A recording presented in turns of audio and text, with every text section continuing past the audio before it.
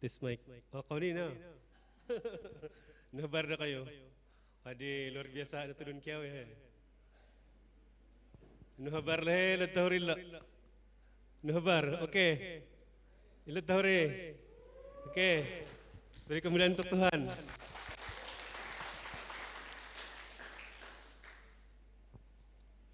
Oke, fungsi kau. Ini aku masa ada muka ada Alkitab kah?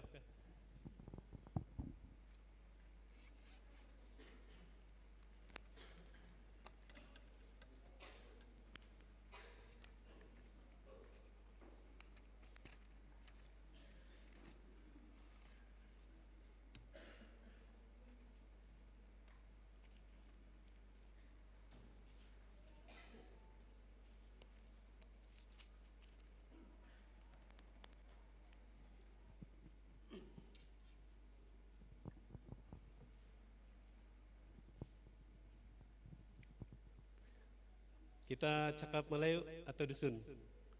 Melayu tadi kah? Campur-campur tadi kah? Dikan dalui spait sarumai pemurat di hadita pun menu memereset Melayu. Gama-gama dusun do pakasai. Oke. Selamat petang, selamat hari Natal. Puji Tuhan kita bertemu lagi. Satu yang pasti yang membuat kita sampai ke hari ini itu pastinya adalah anugerah daripada Tuhan. Saya telah pernah berada di sini bersama-sama dengan saudara sekitar 11 tahun yang lalu dan banyak pengalaman yang kita lalui. Tuna Pastor Erwin ada tanya, itu pastor di dalam Facebook. Pastor Erwin dia tanya ada nunu pengalaman pahit di hiti pada Pastor kadle Erwinum. Harai dari dinga nakomis ngay di bene ya gadit jadi kombos dit kalay do pokok nga omis tuh. Sorry palis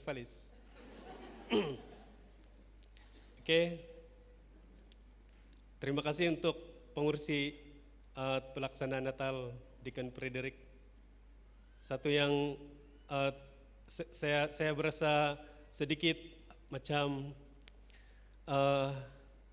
tidak percaya bahwa dia adalah pengursi bagi pelaksanaan Natal. Waktu dia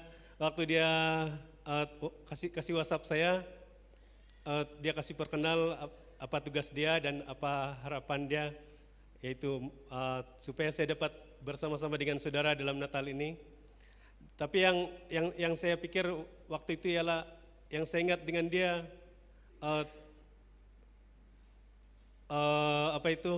Sewaktu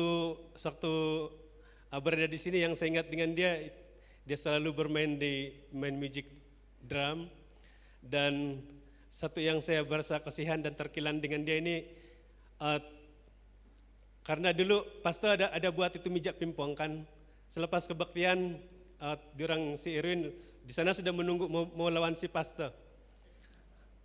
Satu kali si Frederick ini pun dia coba melawan pastor. Dia ingat mungkin si pastor tidak campin pimpong. Woi, kasihan bah dia. Tidak can memenang. Pastor pun tidak belas kasihan.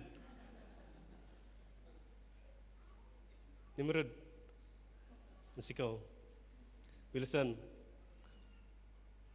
di luar jangkaan kau nih ay. Entahkan dihiti berdiri nggak edit akun saya kita lebih lisan memimpin itu nggak. Oh ya, beri kemuliaan untuk Tuhan.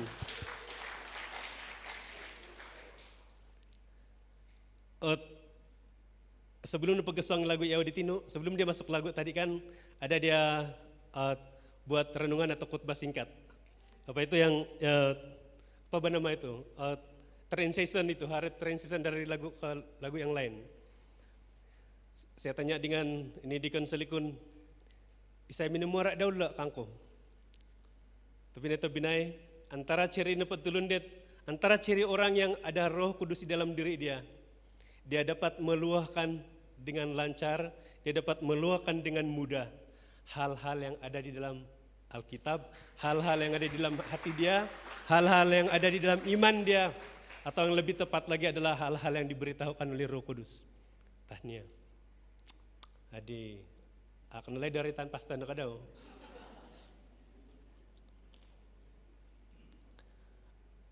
Sewaktu Frederick kasih WhatsApp saya tidak terus menjawab. Saya guna beberapa hari untuk berpikir dan berdoa. Karena sebenarnya selama ini saya betul-betul bercuti. Cuti itu betul-betul cuti.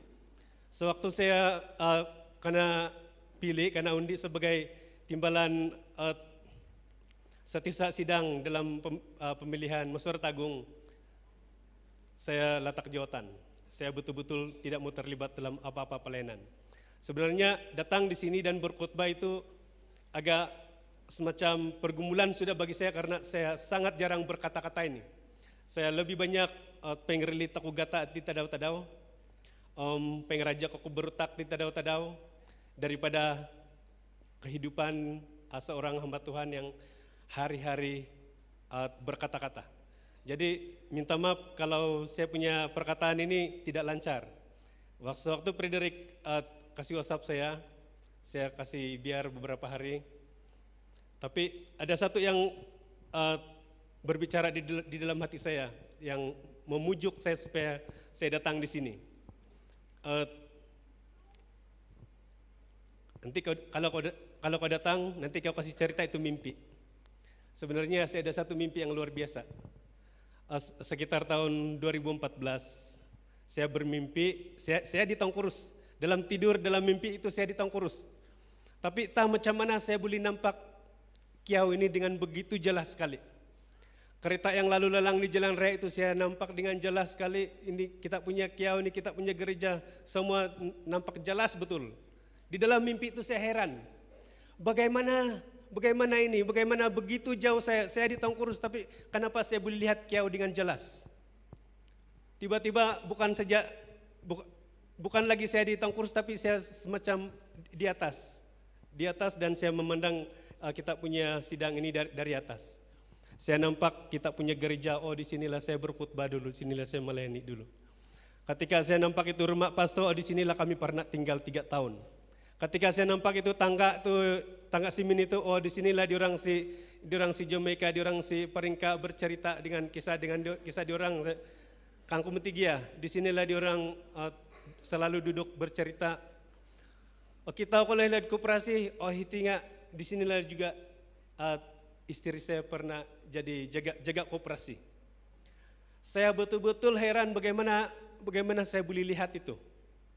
Saya terus penglihatan saya terarah di bukit situ, itu bekas retreat Isai Bisinta dulu itu. Saya nampak itu jalan kereta lalu lalang di situ, begitu jelas sekali. Saya nampak itu di tindahuan kayu di Hilagansa di. Di sinilah diorang punya tumor, di sinilah diorang bekerja penglung aku nampak di kita. Saya dapat memandang itu dari atas.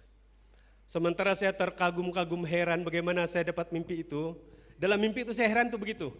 Macam mana saya boleh dapat mimpi ini? Bagaimana saya boleh dapat lihat semua ini? Saya bilang dalam mimpi saya. Tiba-tiba saya dengar satu bunyi seperti petikan jari saja. Satu kali saja. Pet kana. Umbal padidna kapongopet tek kaditunturu di. Terus itu jalan raya di atas itu runtuh. Wah, saya nampak itu, saya memandang itu dengan ngeri, semua kereta itu berjatuhan. Lama-lama, tidak berapa lama kemudian bukan sejak jalan raya itu runtuh, itu gunung, itu runtuh. Terus saya pikir, pengkura, macam mana lah itu, diorang punya padi huma di sana itu, hela sarade. Ingkor lah tindahuan dala sila lah, ingkor arulus na labay niya kangko pergi minta ngatabi. Insan no pada kan napakahila na ruminulus ngalat nuluhan nga ruminulus. Kangko pemintang di karulusan yang saya nampak di bawah tempat dia boleh jatuh itu tidak boleh nampak dia punya dasar. Terus saya jadi risau. Wah, macam mana lah itu kawan-kawan saya di Kiau.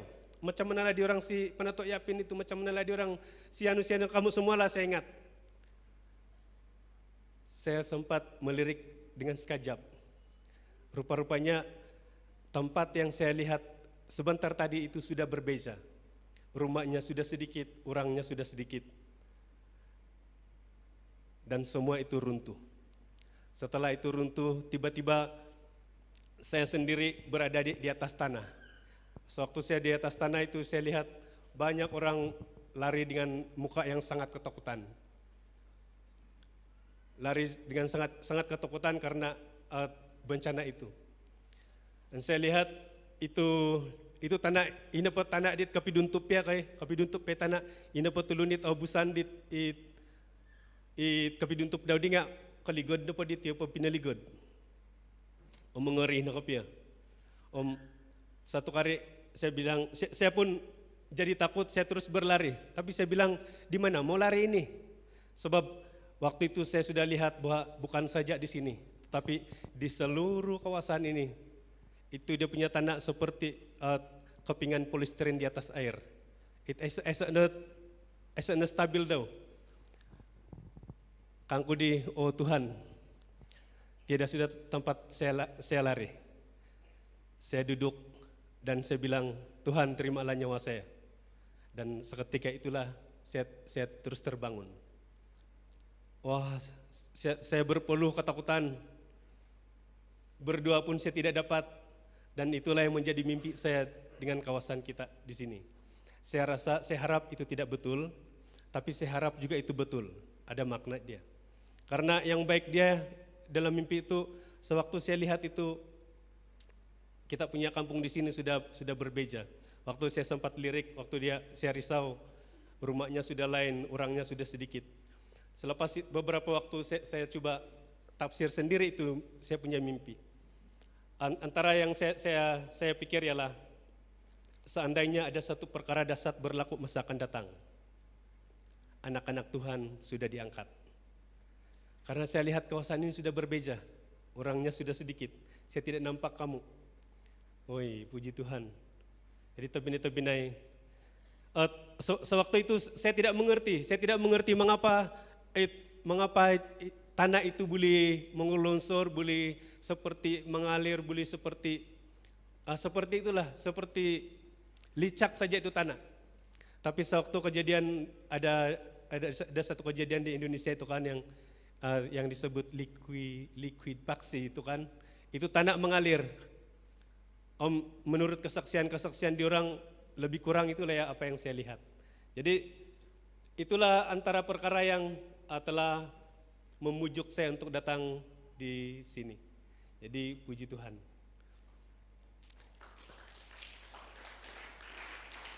Oke, mari kita membaca firman Tuhan yang terdapat di dalam Lukas pasal 1 ayat 26. Lukas pasal 1 ayat 26 hingga 31.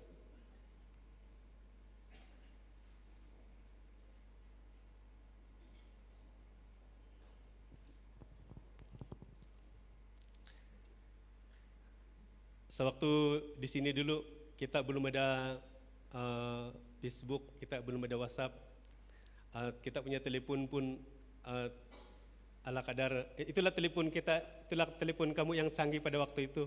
Kameranya pun kalau masih ada yang masih ada yang kita pakai hari ini, kita pun tidak sanggup sudah. Setelah kita berpisah beberapa tahun, akhirnya timbullah handphone yang lebih canggih. Dan ada Facebook, ada WhatsApp, barulah saya dapat berjumpa dengan saudara-saudara. Dan saya sangat terkejut karena kalau bukan di Facebook saya tidak kenal kamu sudah. Lain sudah kamu punya muka, dulu tidak berapa handsome. Di Facebook handsome, dulu tidak berapa kaya, di Facebook kaya. Tapi di Facebook lah kita saling masih bersama. Dapat melihat saudara-saudara dan dapat melihat post dan dapat melihat bahasa-bahasa, dan itu saya sangat menghargai, saya sangat menyukainya. Satu yang saya sebenarnya ada rasa bangga karena telah pernah berada sebagian daripada saudara. Di mana-mana saya pergi, kadang-kadang kalau orang tiap kali saya sebut saya pernah di Kiau, wah orang berasa kagum. Betul, orang berasa kagum, orang berasa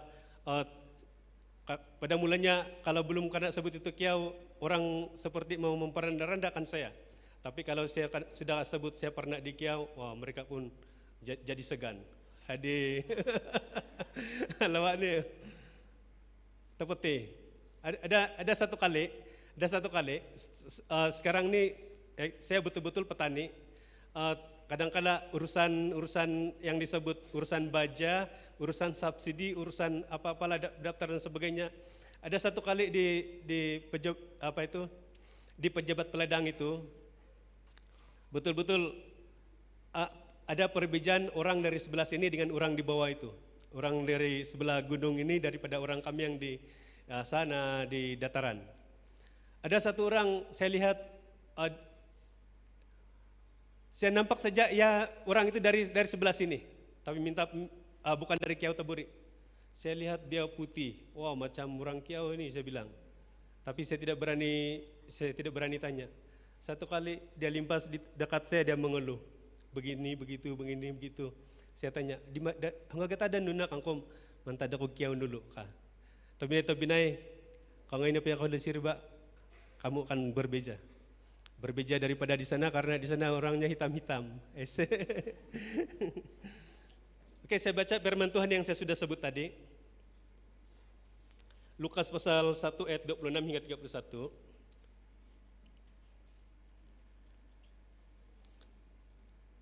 Dalam bulan yang ke-6, Allah menyuruh malaikat Gibrail pergi ke sebuah kota di Galilea bernama Nazaret, kepada seorang parawan yang bertunangan dengan seorang bernama Yusuf dari keluarga Daud. Nama parawan itu Maria. Ketika malaikat itu masuk ke rumah Maria, ia berkata, "Salam hai engkau yang dikaruniai, Tuhan menyertai engkau." Maria terkejut mendengar perkataan itu lalu bertanya di dalam hatinya, "Apakah arti salam itu?" Kata malaikat itu kepadanya, "Jangan takut, hai Maria, sebab engkau beroleh kasih karunia di hadapan Allah. Sesungguhnya engkau akan mengandung dan akan melahirkan seorang anak laki-laki dan hendaklah engkau menamakan dia Yesus." Saya mau memberi subtema berdasarkan kepada apa yang sudah kita baca, yaitu temanya adalah penerima perkenanan Allah. Kita berusaha untuk coba membawa keluar arti daripada perkenanan ini, tapi agak sukar. Saya sendiri tidak dapat mengungkapkan arti perkenanan ini. Tapi yang kita lihat berdasarkan kepada kejadian ini, mudah-mudahan kita akhirnya secara perlahan-lahan dapat mengerti yang disebut perkenanan. Sekitar bulan 4 tahun yang lalu atau tahun lalu atau tahun sebelum itu kami pernah melawat 2017 kayak itu selepas PRU 2017 kayak kami ada kesempatan melawat di sebuah sidang di daerah Tenom, sidang Peguakan, dan ada satu cerita yang menakjubkan, luar biasa betul bagi saya cerita itu. Cerita itu ialah kerajaan baru ditubuhkan pada waktu itu. Kami melawat bulan 6 atau bulan 5 itu, saya tidak berapa ingat. Tapi cerita yang diceritakan oleh para penatua atau dikon yang melayani kami pada waktu itu ialah di Tenom, ada di sebuah sidang, saya tidak dapat sebut, lupa sudah nama sidang itu. Ada seorang ahli gereja yang sewaktu ini Datuk Seri Sapi Abdal datang di Tenom atau di kawasan itu berkempen dalam pilihan raya itu, dia bilang banyak orang yang mau bagi kertas. Ada yang bagi kertas, bagi sampul dan sebagainya. Tapi dia bilang tidak, ini orang itu pun dia pun bagi sampul surat kepada Datuk Seri Sapi Abdal. Tapi orang tidak heran karena biasanya kalau ada orang politik yang berkuasa semacam itu, kalau dia datang biasanya yang orang bagi itu adalah permohonan atau sesuatu yang seperti itulah. Nanti mana tahu kalau aku sudah berkuasa, nanti tolong kasih lulus ini saya punya kertas kerja, permohonan dan sebagainya. Tapi ini jemaat ini Uh, dia pun bagi, tapi begitulah tidak yang kisah, mungkin dia pun bagi permohonan karena hidupnya pun sederhana. Satu kali selepas kerajaan ditubuhkan, kawasan di situ itu jadi gempar karena ini ketua menteri datang telepon di ketua menteri mau cari itu orang.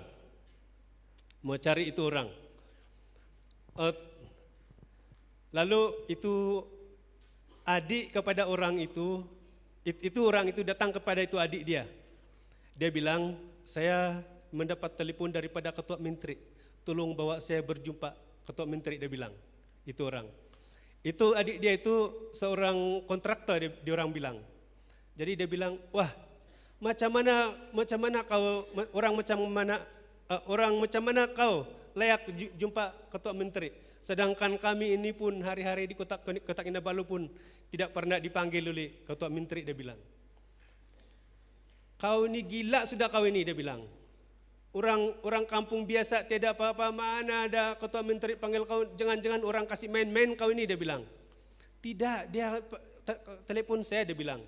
Tapi oleh karena orang ini dia bilang itu yang kasih cerita itu, orang ini dia bilang bukan orang yang suka bertengkar atau yang menegakkan apa yang dia cakap, dia mengalah. Tetapi menurut cerita di orang itu ketua menteri itu tidak puas kalau tidak dapat berjumpa itu orang. Lalu dia telepon itu orang kanan dia di sana dan cari itu orang, dan sewaktu dia dibawa ke pejabat ketua menteri, orang-orang di sana itu menjadi gempar.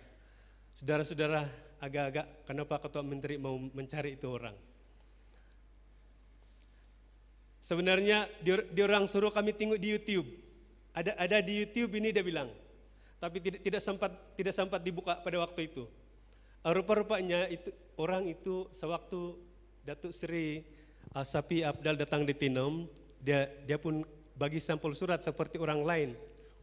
Tapi kita tahu apa isi sampul itu. Sampul itu berisi duit 300 ringgit dan doa yang pindik. Saya berdoa agar Parti Warisan menang dalam pilihan raya ini, dia bilang. Saya tidak apa-apa yang dapat membantu Datuk Seri, hanya inilah duit saya. Tapi saya berdoa agar Parti Warisan menang dalam pilihan raya ini. Itulah isi sampul surat itu. Menurut pengakuan Datuk Seri Sapi Abdul Qanon, dalam banyak-banyak sampul kertas yang dia terima, itulah sampul surat yang telah membuat dia menitiskan air mata. Akhirnya orang itu dibawa jumpa ketua menteri. Ketua menteri tanya, apa kau mau? Dibilang. Setelah beberapa percakapan lah itu kan, apa yang saya boleh bantu kau? Oh, dia bilang itu orang, tolong kasih baik saya punya rumah, dia bilang. Buruk-buruk sudah saya punya rumah. Saya sendiri pun malu sudah saya tinggal di rumah saya itu, dia bilang. Kalau begitu janganlah kau susah. Janganlah kau susah, kau pulanglah, kau tunggu saja, dia bilang kanan itu ketua menteri. Dan sewaktu kami sudah di sana melawat itu orang yang kasih cerita, rumah itu sekarang sudah 70% siap. Nah, saudara-saudara, apa yang kita boleh paham, apa yang kita boleh tangkap daripada kejadian ini? Dalam banyak-banyaknya orang Tenom, dalam banyak-banyaknya orang pandai, saya sebenarnya tanya itu orang pada waktu itu, bukankah banyak orang pandai di Tenom? Bukankah ada banyak orang kaya di Tenom? Bukankah ada orang yang lebih mulia daripada dia di Tenom? Tapi mengapa hanya orang ini saja yang dipanggil bertemu dengan ketua menteri? Saudara-saudara, itu adalah karena ada satu rahasia. Ketua menteri telah berkenan kepada isi suratnya. Ketua menteri telah berkenan kepada apa yang disebut orang ini di dalam suratnya, kan? Ini hanya berkenan kepada manusia, tetapi alangkah indahnya kalau manusia itu sebenarnya berkenan kepada Tuhan. Orang bilang kalau berkenan kepada manusia itu pun mungkin perlu, tetapi tidaklah seindah, tidaklah segemilang, tidaklah semulia daripada seandainya manusia itu mendapat perkenanan daripada Tuhan. Nah, teks yang kita sudah baca tadi adalah mengenai seorang perempuan yang disebut oleh Alkitab yang telah mencuri perkenanan Tuhan. Namanya adalah Maria. Saya rasa dan saya sangat percaya yang sangat dan orang yang paling beruntung adalah orang yang berkenan kepada Tuhan. Dan Maria ini adalah orang yang berkenan kepada Tuhan. Kira-kira kalau orang yang sudah saya ceritakan tadi itu berkenan semata-mata karena isi surat itu, kira-kira Maria ini apa kelebihan dia sehingga dia berkenan kepada Tuhan? Kita selalu mendengar, kita ini ada kelebihan masing-masing, Bah. Dia bilang, kalau kita betul-betul ada kelebihan daripada orang lain, apa bah kelebihan kau? Sewaktu itu kami, orang YB kita dulu yang orang kampung kami itu, orang Tengkurus itu, saya rapat dengan dia. Dia pernah cakap, sebenarnya kita ini ada kelebihan masing-masing. Itu membangun hati saya sendiri, karena dia orang kaya, dia ibarat gajah, saya ibarat semut, tapi ada kelebihan masing-masing dia bilang. Saudara-saudara, Maria ini berkenan kepada Tuhan karena dia ada sesuatu kelebihan yang tersembunyi di dalam pribadi dia. Saya rasa tidak ada yang dapat mencuri keperkenanan Tuhan selain daripada keistimewaan yang ada di dalam pribadi kita. Namun kadang-kadang hal-hal itu, perkara itu tersembunyi. Saya mau membawa kita menyelidiki beberapa perkara yang menjadi kelebihan, keistimewaan daripada Maria ini. Mudah-mudahan kita mendapat iktibar, pelajaran daripadanya. Yang pertama, terdapat di dalam ayat 39. Beberapa waktu kemudian berangkatlah Maria dan langsung berjalan ke pegunungan menuju ke sebuah kota di Yehuda. Ayat ini menyebut beberapa waktu kemudian. Apa maksud dia? Waktu itu rupa-rupanya kandungan Maria sudah mulai kelihatan. Dan perempuan yang mengandung tanpa suami itu pastinya mengundang gosip dan macam-macam yang buruk. Tetapi Maria ini, dia tidak membantah, dia tidak menjawab, dia tidak bertengkar, dia tidak menegakkan benang yang basah. Disebutkan dalam ayat ini, beberapa waktu kemudian dia berangkatlah Maria dan langsung berjalan ke pegunungan menuju ke sebuah kota di Yehuda. Di situ ia masuk ke rumah Zakaria dan memberi salam kepada Elizabeth, yaitu istri Zakaria. Yang sebelum ayat ini kita mengetahui Zakaria ini adalah keluarga imam. Mereka adalah hamba-hamba Tuhan. Apa yang kita pelajari daripada ayat ini ialah Maria itu bijak menghadapi krisis. Kelebihan daripada Maria, wanita yang lemah lembut ini, yang mungkin tidak apa-apa yang istimewa yang lainnya ketika kita melihat dia, tetapi yang pasti ialah menurut ayat ini Maria itu adalah seorang yang bijak menghadapi krisis. Dia tidak melawan, dia tidak membantah. Ada satu kawan sama-sama hamba Tuhan. Dia sempat melayani di sebuah sidang beberapa bulan saja. Selepas itu dia minta pindah ataupun dipindahkan. Satu kali sewaktu saya berjumpa dengan itu ketua sidang di sidang itu, mengapa kawan saya itu kamu kasih pindah dengan waktu yang begitu singkat? Saya bilang. Dia bilang, itu kawan kamu itu, dia bilang suka bertengkar dengan jemaat di Facebook, dia bilang. Wah, saudara-saudara, kita biasa mengalami krisis. Tidak ada seorang pun yang terhindar daripada yang disebut krisis. Tetapi krisis itu itulah yang menentukan bijak atau tidaknya kita. Krisis itu dapat menentukan kita boleh matang dengan cepat atau tidak. Semua orang wajib mengalami krisis. Tetapi sebijak bagaimana kita menghadapi krisis itu. Ketika orang mengata-ngatai kita, ketika orang memperburuk-buruk kita, ketika orang memfitnah kita dan sebagainya, atau memperkatakan kebenaran yang menjadi kelemahan kita, apakah yang kita lakukan? Maria tidak bertengkar, dia menghindar, diri bukan berarti kalah, tetapi itu adalah kebijaksanaannya. Dan waktu dia menghindar diri, dia bukan cari tempat sembarangan. Dia bukan masuk di rumah mana-mana rumah, dia tidak cari orang mana-mana orang apakah sebagainya. Dia cari orang yang dia tahu betul-betul hamba Tuhan. Dan inilah kebijaksanaan Maria. Yang kedua, saudara-saudara, terdapat di dalam ayat 46 hingga 55. Ayat 46, ini adalah puji-pujian daripada Maria. Ada panjang tuh dia punya puji-pujian di sana kan. Bagaimana seorang yang begitu sederhana, tetapi dia macam muda saja meluah, mengungkapkan apa yang ada di dalam hati dia.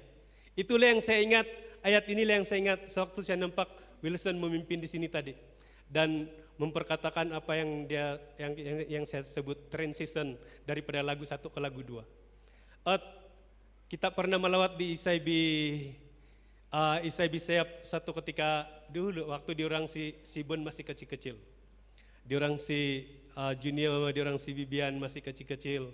Dan dioranglah yang kita suruh pimpin. Dan sewaktu mereka pimpin, saya sengaja buat beberapa seperti yang Wilson buat tadi itu ayat yang disebut transition, peralihan dari lagu 1 ke lagu 2. Dan mengapa kadang-kadang saya sebenarnya kecewa, kadang-kadang pemimpin tidak tahu buat itu. Kadang-kadang pemimpin tidak tahu, tidak mau membuat ataupun tidak tahu apa yang dia harus cakap sewaktu selesai sebuah lagu dan mau memulai sebuah lagu. Hal itu penting karena itu dapat membuat kita mengerti apa lagu seterusnya dan apa sebenarnya yang Tuhan kehendaki kepada kita melalui lagu itu. Nah, malangnya sedikit orang yang mampu melakukannya. Tetapi Maria ini ketika dia sudah merasakan pujian daripada ada gerakan daripada Roh Kudus, serta merta saja dia mengungkapkan, meluahkan apa yang ada di dalam hati dia. Wah, ini saya rasa ini adalah antara ciri daripada orang yang mempunyai roh Tuhan di dalam diri dia. Dia mudah mendapatkan perkataan yang tepat untuk hal-hal yang dia mau sampaikan. Inilah ciri-ciri atau keistimewaan Maria yang kedua ini adalah ya sebenarnya ya berlimpah dengan Roh Kudus. Dia penuh dengan Roh Kudus. Yang ketiga, keistimewaan dia adalah saya mau bawa kita di dalam Lukas pasal 2 ayat 6. Saya baca ayat 6. Wah, pun si kawan dahara lampu tokat titi dia tarang deh. Napa kalau kita penatua sinti dia membaca dia katarang ham. Lapahan tengah 2 sipik. Ya apa tu natarang kami matang tarang na puta kita aku di. Rupa-rupa napa nga akan napa katarang da Tuhan atau perlu megati tengah tarang lampu nga perlu Ayat 6. Ayat 6 ayat 7. Ketika mereka di situ tibalah waktunya bagi Maria untuk bersalin dan dia melahirkan seorang anak laki-laki. Anaknya yang sulung lalu dibungkusnya dengan lampin dan dibaringkan di dalam palungan karena tidak ada tempat bagi mereka di rumah penginapan. Apa yang kita boleh paham daripada ayat ini mengenai Maria? Dia melahirkan anak di dalam kandang.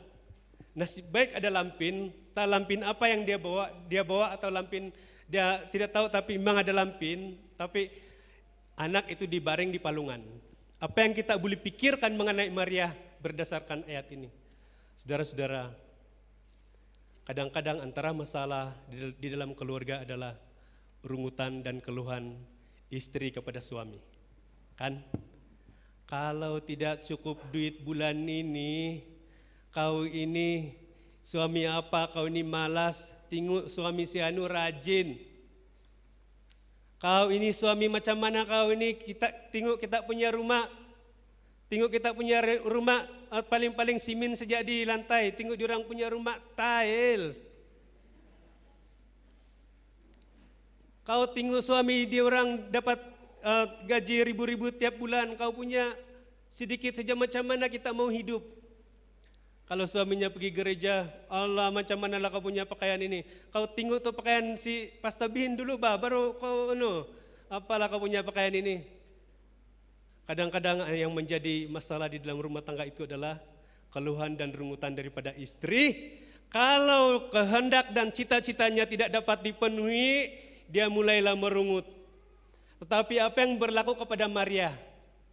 Sepatutnya dia sewajarnya merungut. Karena macam mana tunangannya yang bernama Yusuf itu sanggup membawa dia menginap di kandang. Macam mana tunangannya yang tak ada masal tiada atau sejauh.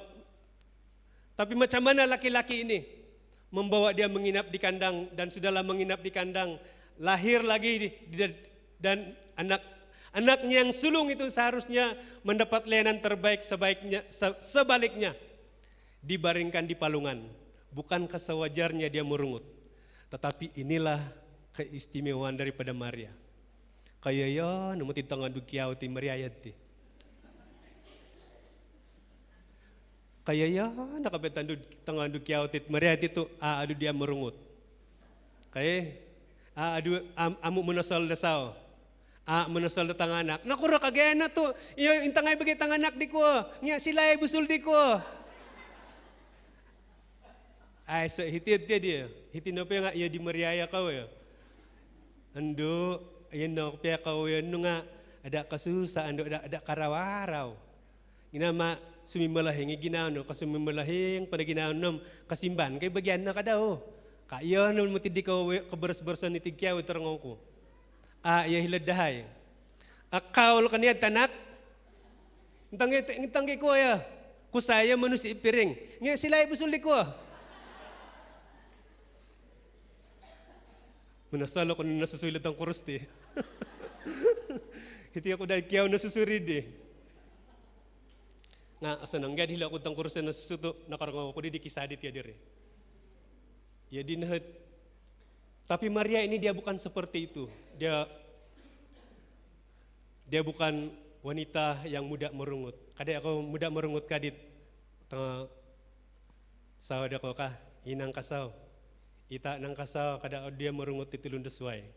Karena rungutan itu bukan dari Tuhan dan bukan sifat-sifat daripada roh yang kudus. Inilah kelebihan Maria yang ketiga. Yang keempat, kita lihat di dalam ayat Lukas pasal 2 ayat 21 hingga 24. Saya coba kasih cerita saja. Sudahlah saya tidak lancar bercakap ini, Melayu pun saya jarang bercakap. Itulah sebabnya kalau kamu dengar saya punya cakap ini, pakat bahasa ini. Maksud gue nggak siau sebab aku lancar memeres. Nggak, yang saya coba sampaikan adalah benar. Cuma kekurangan saya. Mudah-mudahan pada masa-masa akan datang saya semakin lancar. Oke, di dalam kejadian ini, sewaktu Yesus lahir, genap 7 hari saja dia disunatkan. Selepas itu genap 1 bulan dia dibawa ke Bait Allah, dipersembahkan kepada Tuhan, dan mereka mempersembahkan juga 2 ekor burung tekukur. Apa yang kita boleh pelajari daripada Maria berdasarkan ayat ini? Perempuan ini selama-lamanya dia. Tetapi kalau dia taat kepada firman Tuhan, dia ada sesuatu kekuatan yang tidak dapat diperoleh di mana-mana. Maria ini dia betul-betul percaya kepada firman Tuhan. Maria ini dia betul-betul yakin percaya firman Tuhan itu adalah kehidupan. Firman Tuhan itu adalah kebenaran. Firman Tuhan itulah yang dapat memimpin orang dekat kepada Tuhan. Dan firman Tuhan itulah yang dapat membuat orang mengalami mukjizat. Firman Tuhan itulah yang dapat memimpin orang pulang ke surganya Tuhan. Dan inilah yang Maria sangat percayai. Wah ya luar biasa nah. Kay tapat na kapiya kay. Tengah duit tikiyaw kadang iya nakapay di Maria. Akwat kapiya ko menumbian beres Tuhan. Bayahan pun sikaw. Inilah kelebihan Maria yang keempat. Yang kelima, terdapat saya ambil di dalam Lukas pasal 2 ayat 17.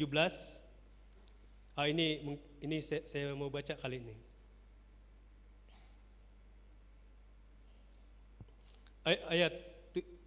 Lukas pasal 2 ayat 17 hingga 19. Ketika mereka melihatnya, mereka memberitahukan apa yang telah dikatakan kepada mereka tentang anak itu, dan semua orang yang mendengarnya heran tentang apa yang dikatakan gembala-gembala itu kepada mereka. Tetapi Maria menyimpan segala perkara itu di dalam hatinya dan merenungkannya.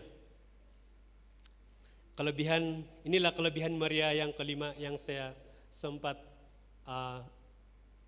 kongsikan bagi kita, yaitu Maria ini tidak suka menggemparkan sesuatu perkara. Hari ini sangat mudah bagi orang untuk memviralkan sesuatu. Hari ini sangat mudah bagi orang untuk memviralkan, janganlah katakan itu baik, yang buruk-buruk pun diorang suka kasih viral.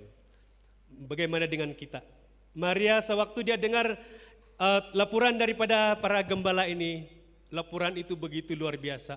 Kami telah melihat, kami telah dijumpai oleh malaikat dan dia bagi tahu supaya kami mencari bayi ini di sini.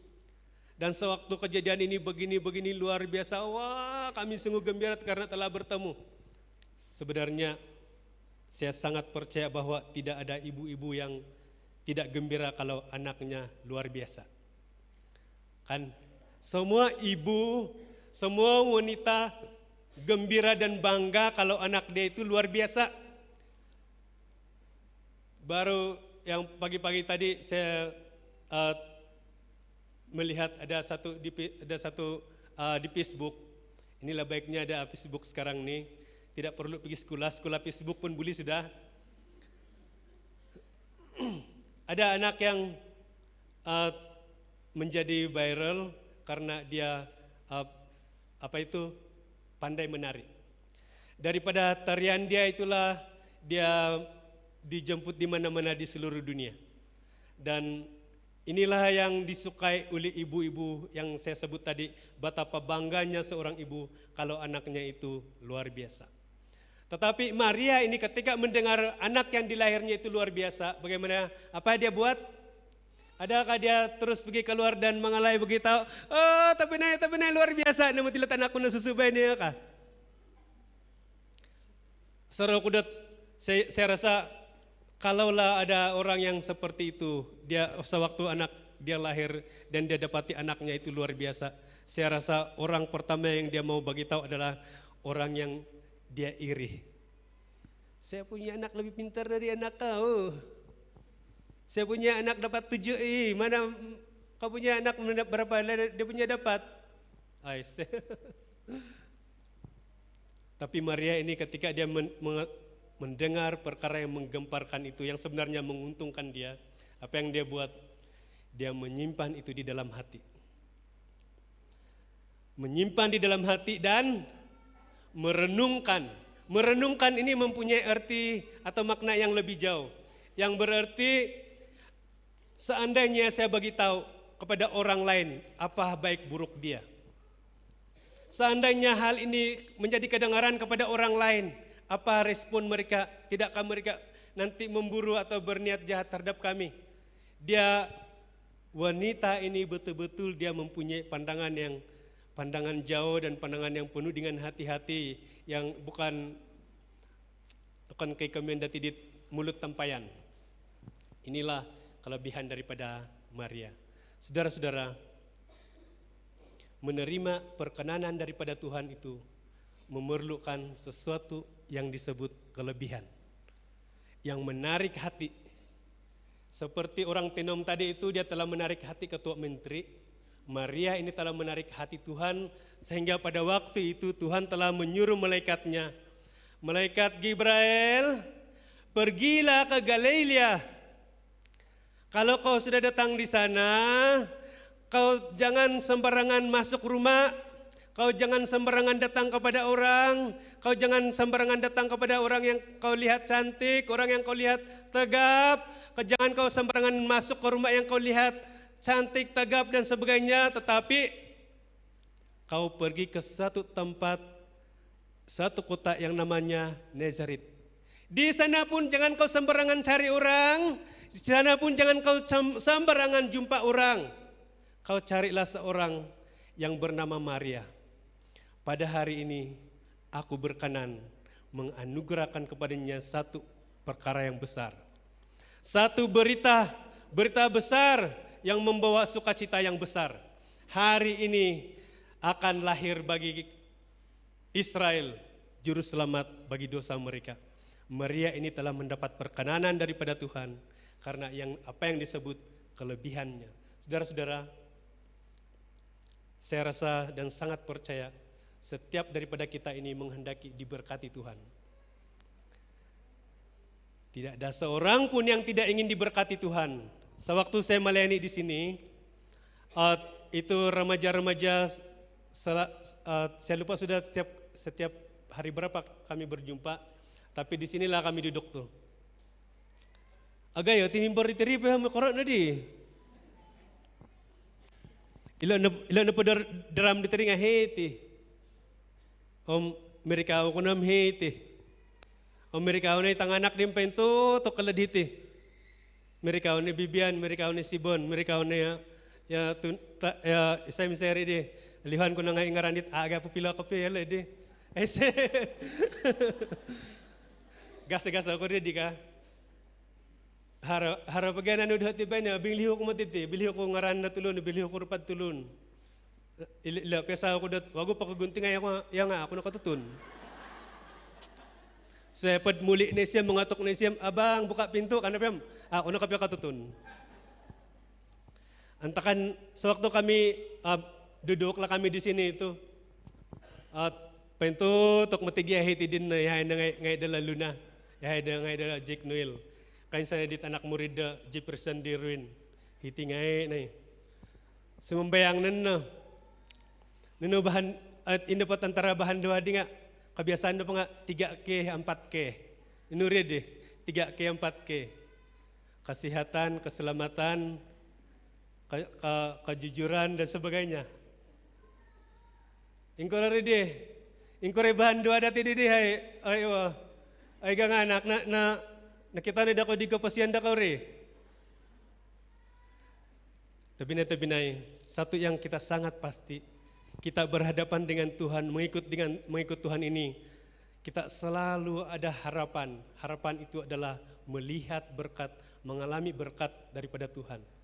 Ada seperti lagu yang ada menyebut, kalau orang lain ditolong, saya pun ditolong. Di sidang kami,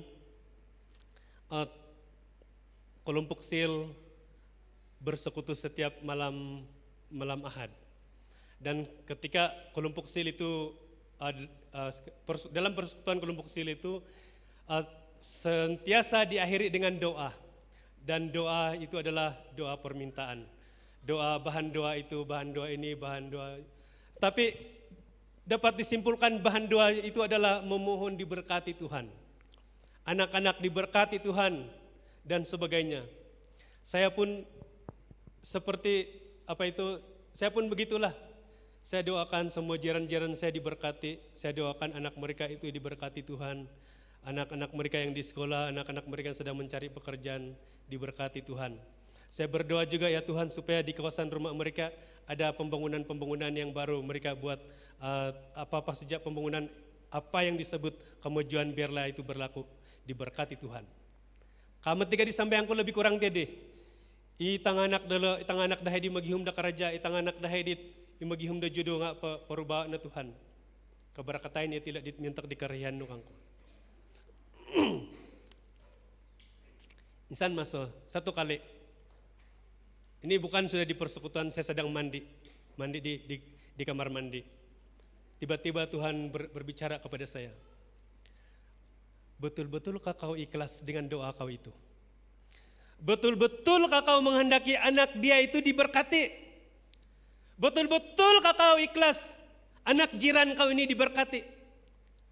Betul-betulkah kau jujur dengan doa kau itu? Saya terhenti seketika karena saya sadar, akhirnya saya menyadari sebenarnya saya tidak begitu ikhlas ketika mendoakannya. Saya minta ampun dengan Tuhan. Saya ulang lagi doa saya. Dengan bersungguh-sungguh, saya mau anak si Anu itu diberkati Tuhan. Saya mau anak si Anu itu berjaya di sekolah Tuhan. Dan ketika saya mendapat teguran daripada Tuhan, saya betul-betul mau mendoakannya dengan ikhlas. Tetapi tidak cukup daripada itu, satu kali saya sedang pulang dari sawah. Saya betul-betul ingat ketika sudah mulai dekat dengan kampung, tiba-tiba Tuhan berbicara kepada saya.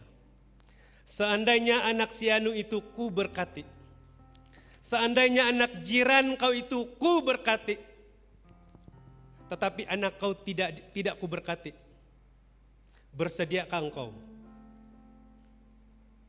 Bersediakah engkau ketika doamu itu ku tunaikan pemberkatan terhadap anak jiran kau?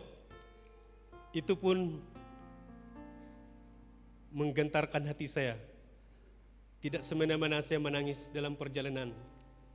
Saya bilang dengan Tuhan, oh Tuhan, waktu itu terus saya tidak dapat menjawab.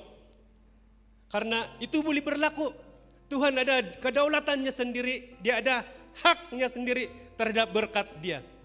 Kalau jiran itu dia berkati, dia boleh saja tidak memberkati kau sendiri. Anak jiran kau boleh saja dia berkati, tetapi anak kau dia boleh saja tidak dia berkati. Itu adalah kedaulatan dan hak mutlak daripada Tuhan. Saya betul-betul tidak dapat menjawab. Akhirnya saya mencari-cari di dalam hati saya sambil berdoa, bagaimana saya dapat menjawab itu. Karena saya betul-betul risau, saya betul-betul iri, saya betul-betul cemburu kalau anak jiran saya itu diberkati Tuhan dan anak-anak saya sendiri tidak diberkati Tuhan.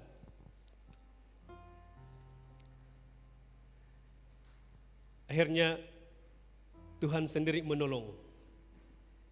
Dia memperlihatkan kepada saya satu kejadian di dalam Alkitab mengenai Bartimius. Saya seperti lihat itu di dalam hati saya sendiri kejadian itu. Ada disebut di dalam Alkitab itu, Bartimius kan waktu Yesus lalu di situ, lalu di depan Bartimius orang menjadi riuh. Dan Bartimius yang buta itu bertanya, siapa yang sedang lalu? Siapa yang sedang lalu? Mengapa jalan ini hari ini begitu bising? Siapa yang sedang lalu? Dan orang yang dekat dengan dia beritahu, Yesus orang Nazaret sedang lalu. Tapi malangnya Yesus sudah jauh melintasi Bartimius. Tapi Alkitab menyebut bahwa ketika Bartimius mengenal siapa yang datang, dia berteriak, kan? Dia berteriak kan? Dia berteriak memanggil siapa nama dia panggil? Yesus. Yesus. Yesus. Tidak ada nama lain yang lebih ajaib daripada nama ini. Apapun krisis kita, berteriaklah kepada Yesus. Dan Bartimius dia betul-betul paham siapa Yesus. Dia bilang Yesus, Yesus. Dan orang bilang, oh Bartimius, sudah jangan lagi berteriak. Dia tidak mendengar engkau. Dia sudah jauh di depan. Jangan lagi berteriak. Tapi Bartimius dia masih mau berteriak. Tapi orang masih menjaga dia. Ada satu orang di dalam scene itu dia bilang, Bartimius, berhentilah kau berteriak, sia-sia saja. Yesus sudah jauh di depan. Nanti ada kesempatan juga bah dia datang sini juga bah itu. Dia bilang tuh orang, Bartimius, akan ada kesempatan lain. Sewaktu Bartimius mendengar perkataan itu, timbul di dalam hati dia satu iman. Apa dia bilang? Yesus, Yesus anak Daud, Yesus anak Daud, kasihanilah aku. Kalau engkau berpikir aku ada kesempatan di lain kali bertemu dengan engkau, saya tidak yakin bahwa aku ada kesempatan lagi bertemu dengan engkau. Kalau hari ini engkau melalui aku tidak yakin dapat bertemu lagi dengan engkau di lain kesempatan. Dan dari kejadian itu saya mendapat iman. Saya bilang di dalam doa saya, Tuhan, kalau orang lain kau tolong, jangan lupakan anak kami. Kalau orang lain yang di sebelah Gunung Kinabalu ada yang kau tolong, jangan lupa anak kami di sini. Kalau orang lain di sebelah sana, kalau engkau menolong orang lain, jangan lupa kesusahan kami di sini. Saudara-saudara, pendek kata di dalam kejadian ini adalah satu, kita yakin bahwa Yesus itu adalah sumber keajaiban, mukjizat, sumber yang memulihkan, sumber yang menyelamatkan. Tetapi kepada siapakah dia berkenan untuk mengaruniakan itu? Kepada orang-orang yang berteriak kepadanya? Saudara-saudara, yang terakhir saya mau membaca satu ayat sebagai kesimpulan. Markus pasal 7 ayat 27.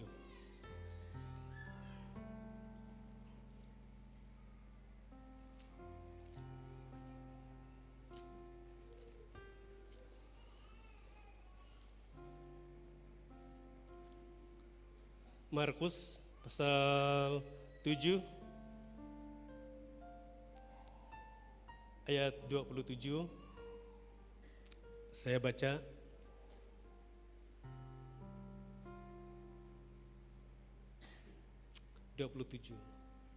Lalu Yesus berkata kepadanya, lalu Yesus berangkat dari situ dan pergi ke daerah Tirus. Ia masuk ke sebuah rumah dan tidak mau bahwa ada orang yang mengetahuinya, tetapi kedatangannya tidak dapat dirahasiakan. Malah seorang ibu yang anaknya perempuan kerasukan roh jahat segera mendengar tentang dia lalu datang dan tersungkur di depan kakinya. Perempuan itu seorang Yunani bangsa Syrophoenisia. Ia memohon kepada Yesus untuk mengusir setan itu dari anaknya. Ayat 27. Lalu Yesus berkata kepadanya, biarlah anak-anak kenyang dahulu, sebab tidak patut mengambil roti yang disediakan bagi anak-anak dan melemparkannya kepada anjing. Dalam pembacaan ini saudara-saudara, Yesus dengan jelas atau secara simbolik memberitahu bahwa perkenanan Tuhan, kasih karunia anugerah, pemulihan, pemberkatan daripada Tuhan itu diutamakan kepada orang yang dia sebut sebagai anak.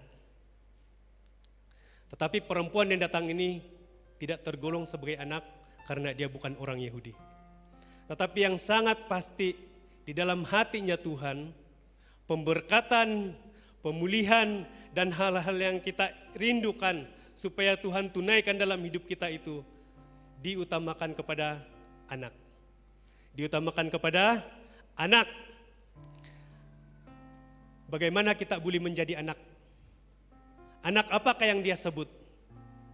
Tentunya adalah anak-anak yang dilahirkan di dalam Yesus Kristus. Anak-anak yang dilahirkan oleh Roh Kudus. Orang-orang yang lahir baru oleh Roh Kudus. Inilah yang disebut sebagai anak. Anak-anak yang sudah dewasa, kalau di dalam Galatia dia sebut anak-anak yang akil balig. Akil balig itu bagaimana? Anak itu bertanggung jawab kepada diri dia sendiri. Dia bukan sembarangan. Anak itu adalah anak yang bertanggung jawab kepada orang tuanya. Anak yang akil balig itu adalah anak yang bertanggung jawab kepada masa depannya. Anak yang akil balig itu adalah anak yang dewasa imannya, yang suka menerima pengajaran, yang suka menerima perkara-perkara yang menjadi pengetahuan, menjadi perkara-perkara yang hal-hal yang perlu dalam kehidupan. Saudara-saudara, inilah yang diutamakan oleh Tuhan. Kita ini sudah lama menerima Tuhan, kan? Atau adakah di antara kita yang belum menerima Tuhan? Kalau ada di antara kita yang belum berdoa menerima Tuhan, belum dibaptis, kau belum jadi anak Tuhan. Tetapi yang diutamakan Tuhan untuk berkat perkenanannya itu adalah kepada anak-anaknya. Adakah di antara anak-anak Tuhan di sini yang mempunyai sesuatu penderitaan? Sudah lama kau tanggung itu. Sudah lama kau tanggung aib itu. Kau berasa diaibkan karena hal-hal yang menjadi pergumulan kau. Kalau kau itu adalah anak Tuhan, kita, saudara, terhitung di antara orang-orang yang mendapat bagian daripada kasih karunia Tuhan. Mari kita berdoa. Saya pimpin kita di dalam doa.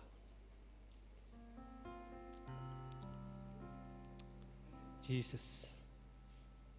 Yesus Kristus. Yesus Kristus. Yesus Kristus. Yesus Kristus. Engkau datang ke dunia sebagai juru selamat. Bukan sahaja juru selamat karena dosa kami, tapi sepanjang cerita kejadian Alkitab, sepanjang sejarah gereja, sepanjang kehidupan orang-orang yang beriman, orang-orang diselamatkan daripada hidupnya yang bobrok, hidupnya yang hancur. Orang-orang diselamatkan daripada sesuatu aib, sesuatu pergumulan, sesuatu yang menjadi kehancuran di hatinya. Kiranya firman-Mu hari ini ya Tuhan, satu pemberitahuan daripadamu kepada kami, bahwa inilah waktu bagimu untuk berkenan kepada anak-anak-Mu, memulihkan kehidupan mereka ya Tuhan. Kami ini bukan ada di dalam tangan dan kuasa kami, ini ada di dalam tangan Tuhan. Kiranya benar firman-Mu ini hari ini Tuhan, diberitakan. Maka kami yang menerimanya, mendengar dengan kusuk, membawanya di dalam hati kami. Kiranya iman bertumbuh, sehingga Engkau melakukan mukjizat di dalam kehidupan anak-anak-Mu. Ini doa kami, mohon diberkati. Dalam nama Tuhan Yesus Kristus, Tuhan dan Juru Selamat kami yang hidup. Amin. Kita beri kemuliaan untuk Tuhan.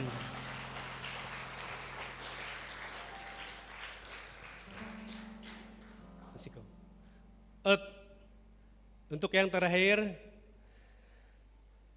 ayat nakumbalo ko manyanyi hiti ako pagambala nga ako nang pusilago ko.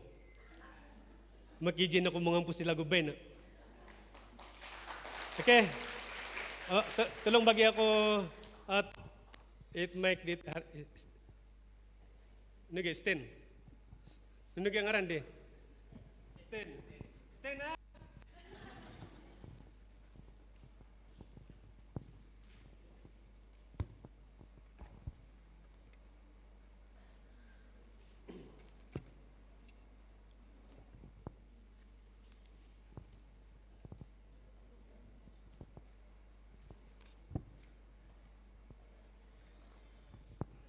Kadot naralihan ako kala di sangulun nila dahay ti. Harang matigay malahing nila dahay ti sa nanganda kasaksian lagu. Aibo nga agay haragin ako dot si pasinding dabay na.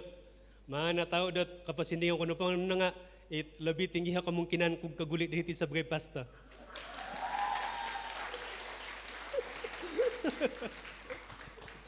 Gasaw ti ready. Gasaw, pimati nga panupenan, anda ko na.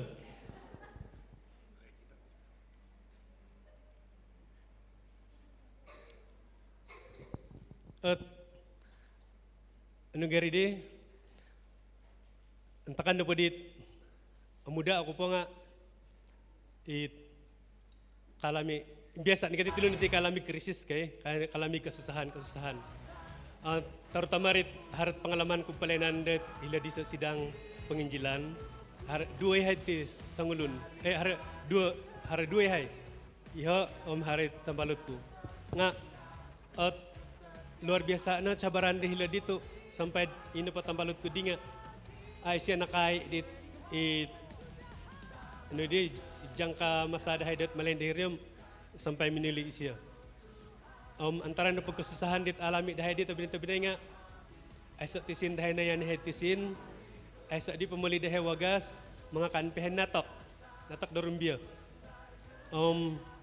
Asa nangigaya Tuhan to, pinantok head Tuhan da musim da manangwa timadang. Kasabon no padi nga, kanan no padang timadang.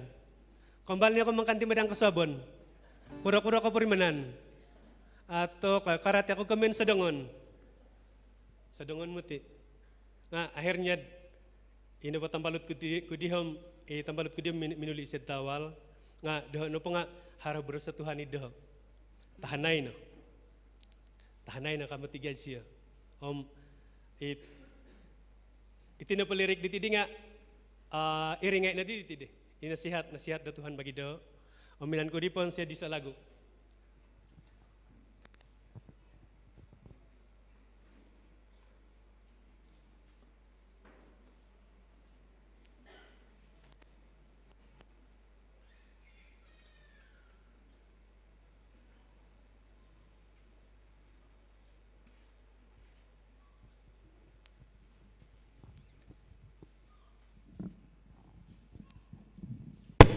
aduh.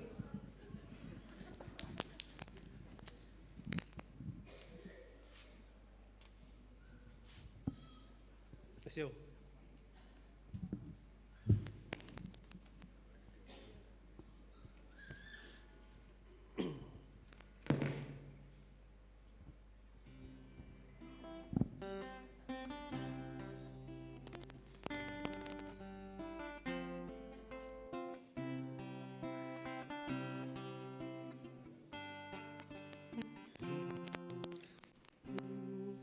Umbalanku.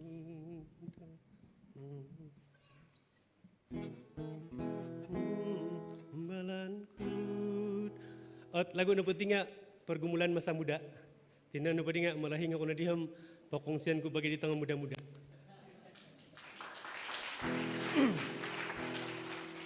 Cuma ada amu kantai ako karati dusun ti. Antara nu lirik daw nga umbalanku mintoron. Karati ako mintoron. Hai. Terus terang tak nakarati. Ilan pa kami mintoron kaladahay nga inapatanganak pahenga sumuburang yang weg asa jambatan. Tidak kira kaliu datawamu sumburang yang weg amberas kadi malahing dahay nga mulong pamugagaran paheng mo dasinga internan ka. Maksud beri nga mapuhod pe weg nga kada panengkirulun.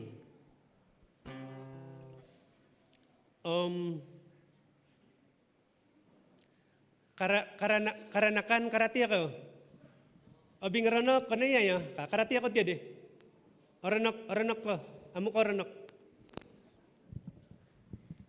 Ino pa kami nataranok tinga, mayo ko daruba di siya nga, kakita ko nagilaro pa, amo dasiyo ko na ka. Ranok ko na. May kana palawan na mimbul nga, kakita ko nagpadilawan no nga, ang agay ba ni, aduy ta, karalasin na lang agay ba ni. Kita ko nagilawan no, ranok ko na.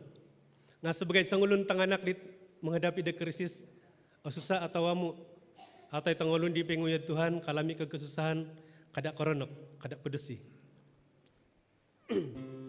Ako di karati dusun kay.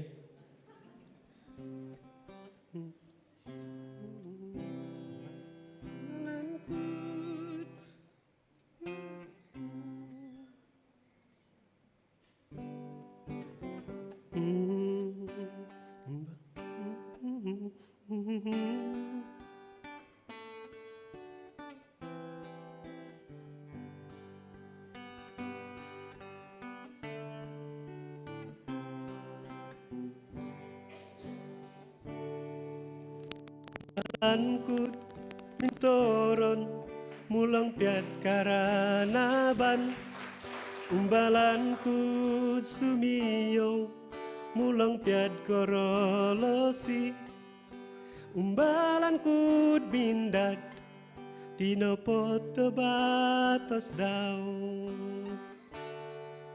umbalanku drumuba mulang piat karanakan umbalanku dumodog mulang piat kagangahan umbalanku mindat tinopot debatas daw yudongo tuwang tojok bolaw ke dendamo ngakolay kasay idang kasuabon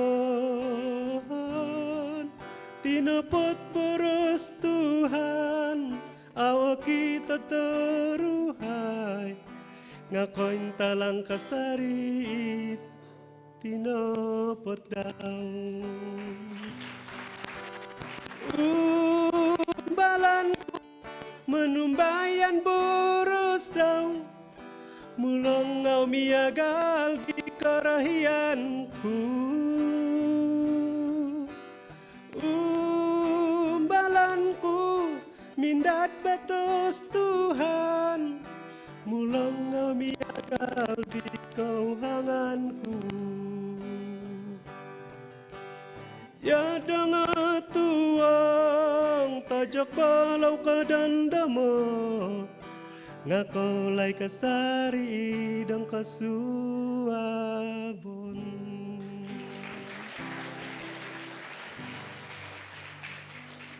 Ay, ngamun kita.